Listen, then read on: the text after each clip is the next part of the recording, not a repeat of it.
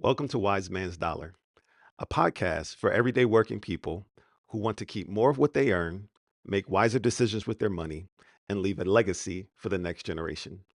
I'm Sunjata, and I'm so grateful that you've decided to join me once again for another episode. In the last episode, I introduced the idea that paying cash for cars can still cost you in terms of lost growth and opportunities for that cash. In today's episode, I want to make it a little more personal. See, my intention for this podcast is to weave in conceptual core episodes about infinite banking and the all that asset, which is properly structured dividend paying whole life insurance, along with stories about my personal journey, how I got here, the type of like me setting up my own bank, some of the core numbers behind those things, and just the story behind how I learned about this and all those different things. So today's episode is where I'm going to share with you all why I decided to actually implement this for myself and become my own banker. Because initially I got into this and I started learning about this because I learned about creating a system for families, a family banking system. But along the way, I realized, hold on, this is something I need to do for myself. So that's what I'm going to go into a little bit more detail about today. But first, I want to start with, talking more about how this ties into the lessons from my grandfather.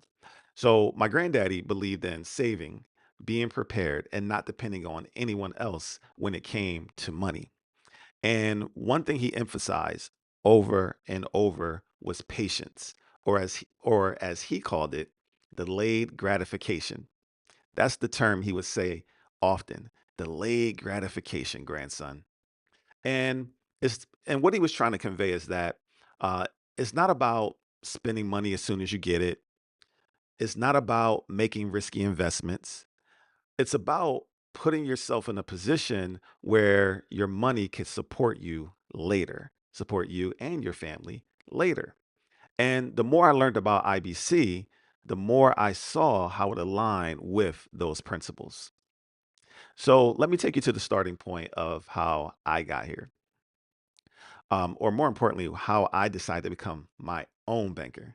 So again, it started with me thinking about my family, thinking about my grandparents' legacy, thinking about the fact that, my grandparents left behind um, a legacy of land, of property, and of monetary resources to the next generation, which is, my dad and his siblings.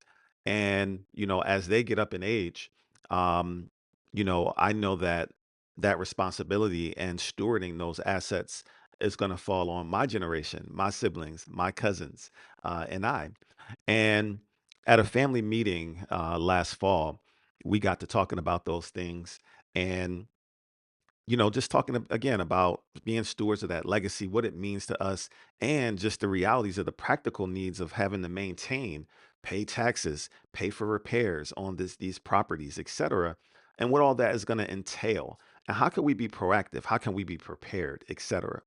And for some strange reason, I had this idea of starting a bank, a family bank, as a way to, be stewards of what's present and what's going to be left to us, but as well as, stewarding those resources in a way where we could also continue to pass it down from generation to generation. And, a conversation was had at that event that, brought up the idea of how certain ethnic groups and certain families historically have leveraged life insurance as a means for accomplishing those goals. And I went down a rabbit hole and started doing research about, how people have historically leveraged life insurance to maintain and or build, wealth. And that's what led me to the infinite banking concept. That's what led me to the idea of how to um, leverage whole life insurance and structure it in a way where it can perform like a bank. And I did a lot of research from there, a couple of months worth of research. And ultimately, that led to family meetings with me introducing these concepts to my family and really encouraging them to learn about it as well. And encouraging us to look into how we start a family banking system. I'll go into more detail about that later, about where we are in that process as a family. But along that journey, I was watching a podcast on YouTube, and they were talking about the family banking system, and they mentioned a book called Becoming Your Own Banker, which I have right here, Becoming Your Own Banker. And when I read that book, and I realized that the author of that book, R. Nelson Nash, he was the originator of the infinite banking concept, and he, really held family at high esteem and his values and everything that he did. And he came up with this whole concept of not only what it can do for himself, but also what it can do for families and passing down, generational wealth, et cetera, et cetera. But he started with himself, and he started about talking about how, again, he can become his own banker. And, those insights basically led me, to the idea of, yeah, I want to do this as a family, but I also want to start my own personal bank. Like, what can this do for me? Right? How can I use this to make sure that I am setting a strong foundation for my family in the future, but also the benefits that it has in the now. A lot of times when people think about life insurance, it's like basically you're preparing for your transition, you're preparing for what's going to be left behind in death. Well, or after you die. And with the infinite banking process, it truly is about your life in the now, life insurance instead of death insurance, because it talks about how using it to become your own banker in the now can basically accelerate or enhance your wealth building, your savings activities, and give you just a more solid and secure financial reality in the present. And all of that really resonated, and that got me on that journey. And again, that's when my mind shifted. So now it went from I'm going to do this with my family to I'm going to do this with my family, but I'm also going to do it for myself as well. And some of the things that really stood out to me in that book, in addition to Nelson Nash initially setting up the mental frameworks of what it's going to take to really understand and grasp this concept and be successful with it, he also gave examples, concrete examples using numbers about the power of becoming your own banker. And one of them was equipment financing.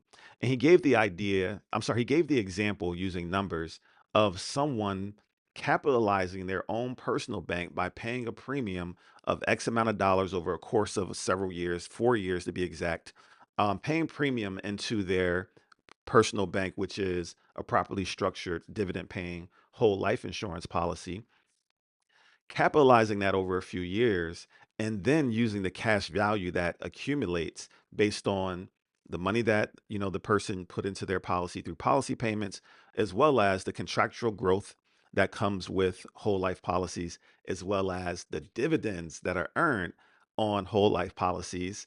That cash value after a few years now gives you a reserve of capital that you can loan from, or a person could loan from their own personal bank.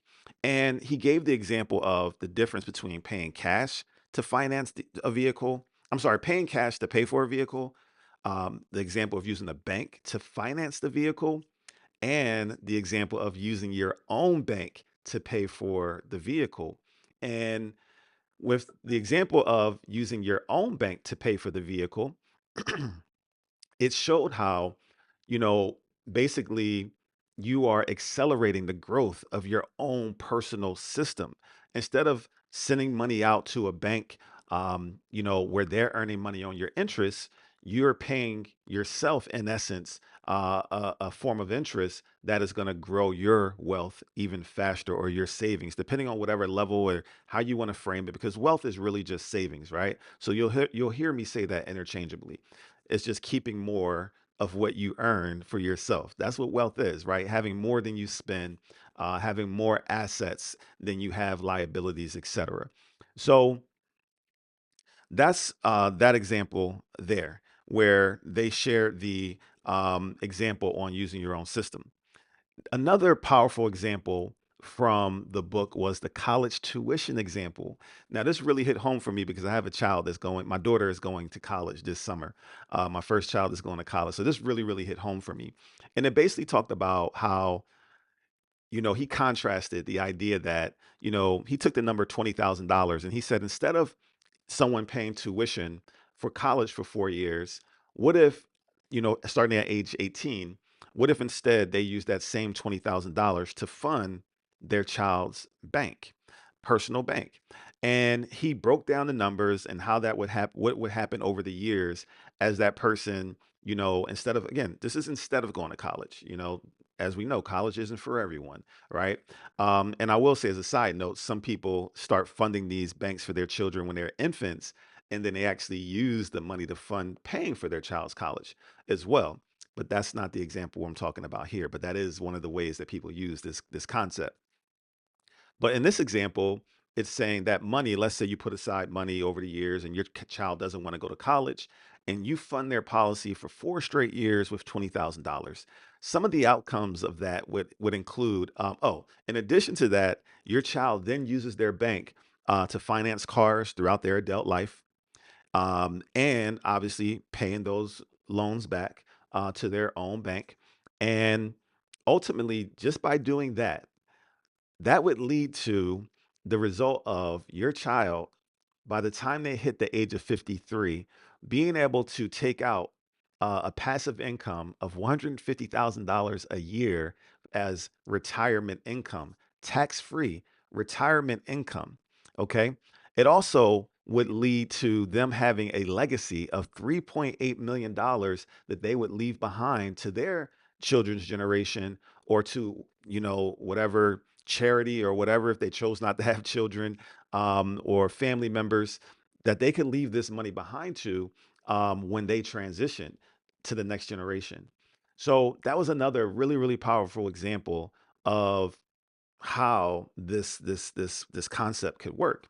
And then lastly, the concept that really, really resonated with me and really, really hit home for me is, again, one, talking about how, using this concept for myself, I could self fund my retirement. I've been an entrepreneur my entire adult life. And so I don't have a 401k. And I've never believed in the stock market. I'm just not a gambler, y'all. And when I learned about this and I saw that I could contribute to building my own bank, using it to loan for things that I may need throughout the remainder of my life. And I could reach, after I reach a certain age, I would have enough money where I can now pull out a passive income to pay myself retirement income from a bank that I know is, again, money that's growing tax free. There's no limits on how I can use it or what age I could use that money.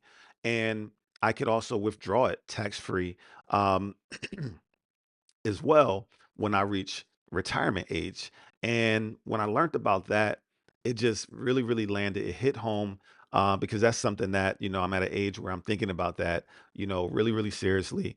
And all of those things, in terms of the control, the flexibility of use of my funds and keeping it within my own system, really, really hit home and resonated when I read the book, Becoming Your Own Banker. So I highly recommend that if you've been paying attention to this podcast, you've been following me on social media and you've seen what I've been up to, and you're curious, I really, really recommend reading that book, Becoming Your Own Banker. That was one of the first steps that I took, to understanding and really wrapping my mind around these concepts.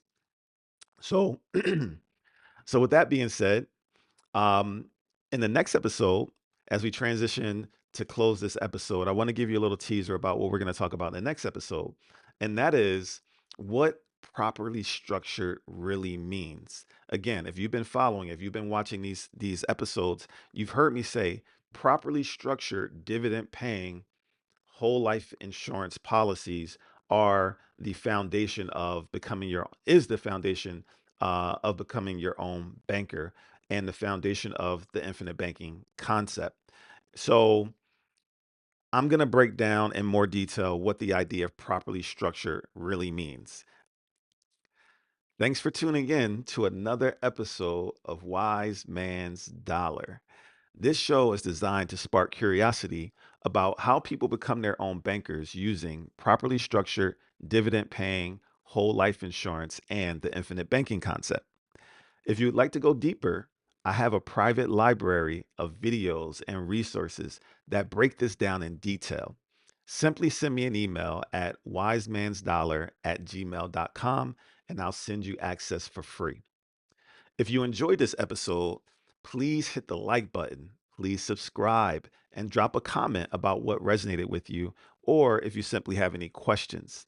And remember, share this episode with someone that you care about because wisdom grows when we pass it down.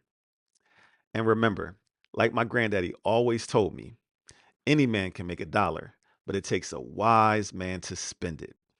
I'll see you in the next episode. Peace.